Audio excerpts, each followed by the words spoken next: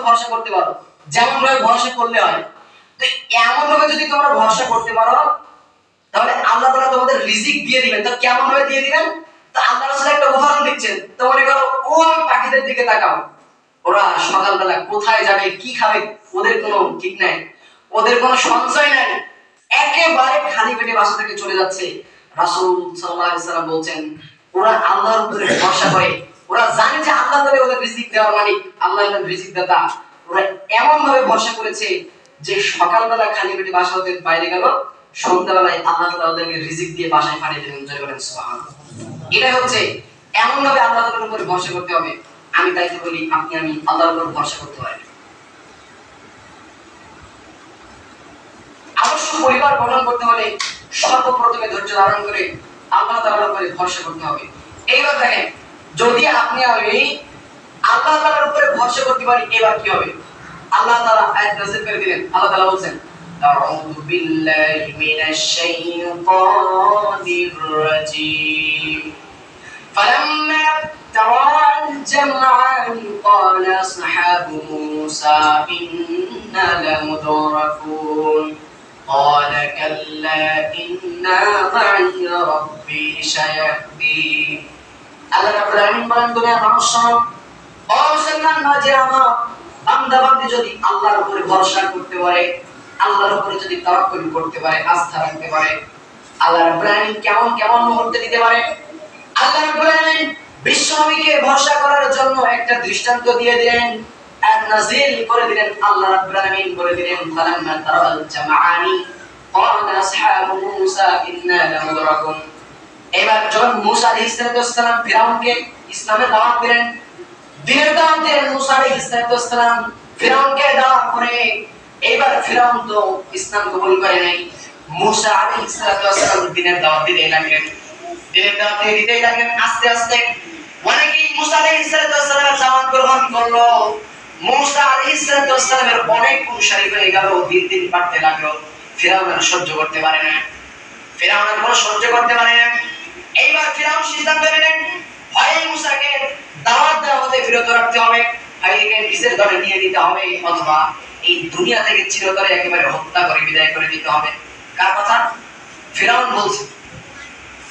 ফিরাউন মূসা আলাইহিস সালাম ফিরাউনকে দিনের দাওয়াত দিলেন যে ফিরাউন তুমি তো নিজেকে আল্লাহ দাবি করো, তো তুমি তো আল্লাহ না, আল্লাহ হলেন আমার সেই রব যে আল্লাহ হলেন।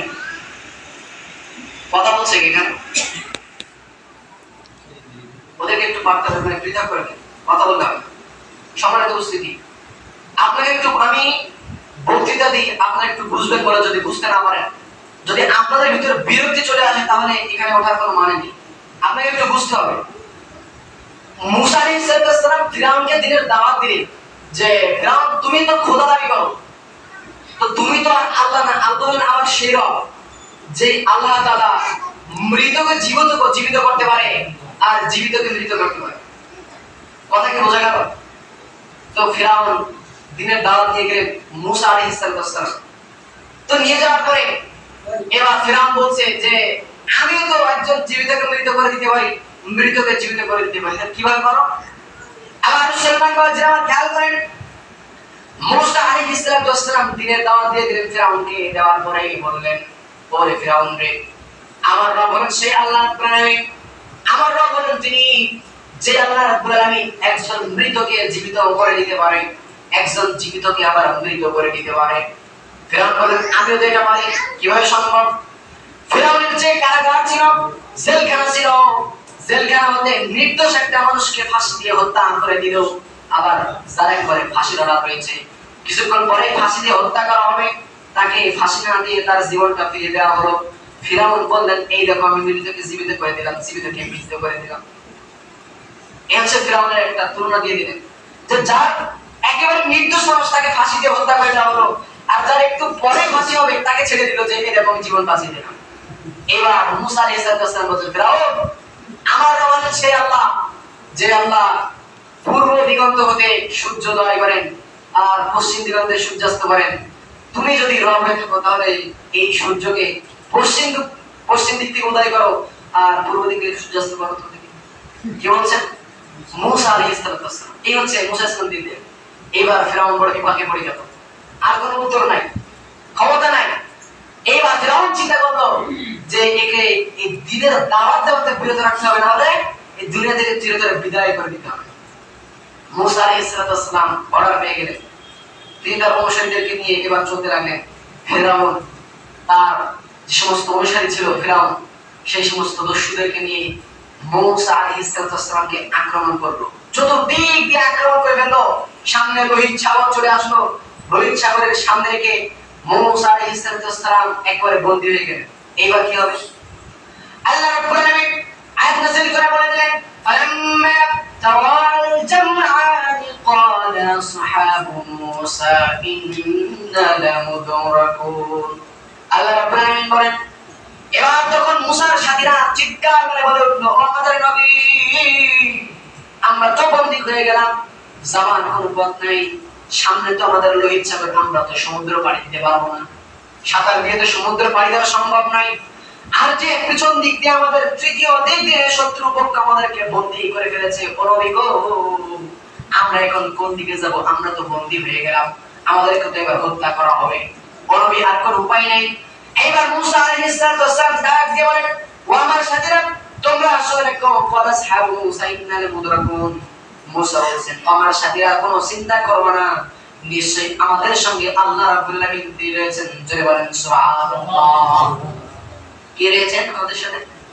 আল্লাহ তাআলা রয়েছেন, তিনি একটা ব্যবস্থা করে দিবেন। আল্লাহর প্রতি এত পরিমাণ একটা ভরসা ছিল যে তিনি জানতেন যে আল্লাহ কোন না কোনো উপায় করে দিবেন। এই হচ্ছে আল্লাহর উপরে ভরসা করা, কোনো উপায় নাই, নিশ্চিত মৃত্যু, ফেরাউন ধরলে কাউকে ছাড়বে না। তাই তো মুসা আলাইহিস সালামের অনুসারীরা বলে, হে নবী, আমরা তো বন্দী হয়ে গেছি, আমাদের আর বাঁচার কোনো উপায় নাই। তো মুসা আলাইহিস সালাম বলেন যে চিন্তা করুন, আমাদের সাথে কে রয়েছেন? আল্লাহ রয়েছেন, একটা ব্যবস্থা করে দিবেন। এইবার আল্লাহ তাআলা আয়াতের মাধ্যমে বলে দিয়েছেন যে, হে মুসা, তোমার হাতে যে লাঠিটা রয়েছে, এই লাঠিটা তুমি সমুদ্রের পৃষ্ঠে মারো, এই লাঠিটা তুমি সমুদ্র দিয়ে আঘাত করো। মুসা আলাইহিস সালাম যখন রাব্বুল আলামিন, আল্লাহ রাব্বুল আলামিনের অর্ডার পেয়ে গেলেন, নির্দেশ পেয়ে গেলেন, মাত্র এক মুহূর্ত দেরি না করে লাঠিটা সমুদ্রের উপরে আঘাত করলেন। আঘাত করার পরে এইবার সমুদ্র বিদীর্ণ হয়ে গেল। সহসা সমুদ্র বিদীর্ণ হয়ে যাওয়ার পরে সমুদ্রের তলদেশ দিয়ে একটা রাস্তা বের হয়ে গেল, একটা পথ তৈরি হয়ে গেল। আমার মুসলমান কাছে আমার বিজ্ঞানীরা পরীক্ষা করতে লাগলো, এই এক কখনো সত্যি হতে পারে নাকি? এই কথা কি কখনো সত্যি হতে পারে? বিজ্ঞানীরা লোহিত সাগরকে পরীক্ষা করে দেখলো, লোহিত সাগরের তলদেশে একটা পথ রয়েছে, বিশাল একটা পথ রয়েছে, যেই সমুদ্রের লোহিত সাগরের তলদেশে যে জায়গাটাই ওর জীবতি পৃথিবীর সৃষ্টির ইতিহাসে একবার মাত্র সূর্যের আলো পড়েছিল। জয় বলেন সুবহানাল্লাহ। বিজ্ঞানীরা পরীক্ষা করে যে আল্লাহ কোরআনে নাযিল করেছেন যে সমুদ্র পৃষ্ঠে নাকি তলদেশ বেরিয়ে গিয়েছে, একটু দেখি তো কি হয়। তো বিজ্ঞানীরা পরীক্ষা করে দেখে যে লোহিত সাগরের তলে এমন একটা জায়গা রয়েছে যেখানে একবার মাত্র সূর্যের আলো পড়তে পেরেছিল, আর কোথাও পারে নাই। ওই যে সমুদ্র বিদীর্ণ হয়ে গেছিল সূর্যের আলো পড়ে, দেখেন বিজ্ঞানীরা পরীক্ষা করে। সুবহানাল্লাহ। এই হচ্ছে ইসলাম জ্ঞান আপনি কেন মানবেন? আর একটা প্রমাণ দিয়ে গেল, সহসা সমুদ্র বিদীর্ণ হয়ে গেল। মুসা আলাইহিস সালাম নিজের অনুসারীদেরকে নিয়ে ওই পথ দিয়ে চলে গেলেন। নিশ্চিত মৃত্যু সত্ত্বেও আল্লাহ রাব্বুল আলামিনের উপরে ভরসা করার কারণে আল্লাহ রাব্বুল আলামিন মরণ থেকে বাঁচিয়ে দিয়ে একটা উপায় বের করে দিয়েছেন। জোরে বলেন সুবহানাল্লাহ। মুসা আলাইহিস সালাম সমুদ্র অতিক্রম করলেন। ওই পারে যাওয়ার পরে হাদিসের ভাষ্য মতে জানতে পারি, পুনরায় রাব্বুল আলামিনের নির্দেশ পাওয়া মাত্র পুনরায় ওই লাঠি দিয়ে পথে আঘাত করা মাত্র এই সমুদ্রের পানিগুলি একদা হয়ে গেল। ওর ভিতরে ছিল ফিরাউন, ছিল ওই লোহিত সাগরের ভিতরে দল চলে গিয়েছিল। পথের মাঝখানে আসার পরে হঠাৎ করে সমুদ্রের দুই পানি বাড়ি মেরে এই সমুদ্রের তলে তাদেরকে তলিয়ে হত্যা করা হয়। জোরে বলেন সুবহানাল্লাহ। এই হচ্ছে আল্লাহর সাহায্য। আল্লাহর সাহায্য চাইতে আর কারো সাহায্য বড় হতে পারে? কোশ্চেন কারোর জন্য হতে পারে। মরণ নিশ্চিতের পরে আল্লাহ কিভাবে